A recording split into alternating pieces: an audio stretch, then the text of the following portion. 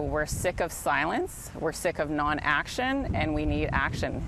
Here at Kitsilano Beach in Vancouver, Jolene Parent joined Lorelei Williams and other supporters to create this art display to raise awareness about the murdered and missing Indigenous women and girls National Inquiry Final Report.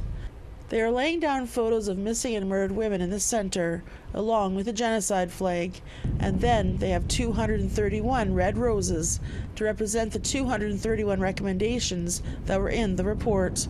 Those roses are being formed into a heart, and then they are laying out copies of the recommendations around the heart. This is so important.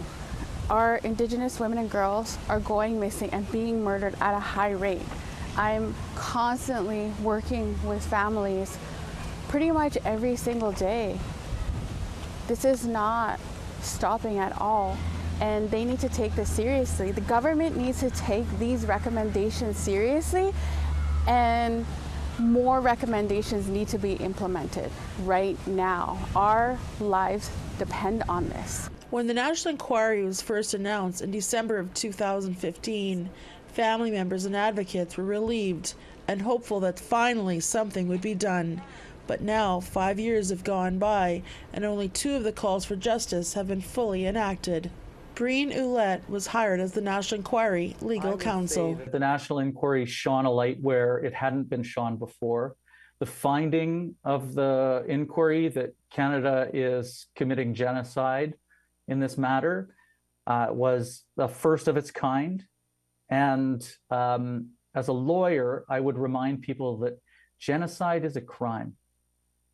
And Canada has refused to and failed to submit to an international body that can adjudicate that crime. And with close to $300 million spent on the National Inquiry, thousands of testimonies from families and survivors, many want to know when the government will follow through on their commitment to safeguarding Indigenous women and girls in Canada. It doesn't surprise me that the government is slow to react.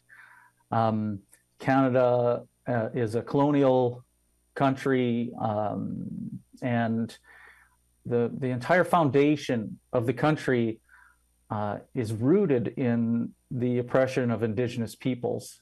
And when we are kept in a weakened state as individuals and as nations, it undermines our ability to fight colonization. Do I feel if these recommendations were implemented, it would have saved lives? And it's 100%. And maybe, where I can speak to this personally is, being in the industry, we recommend safety. We say that these things need to be recommended. It's mandated by the government, and then it's on whichever party to implement and do it. Tina House, APTN National News, Vancouver.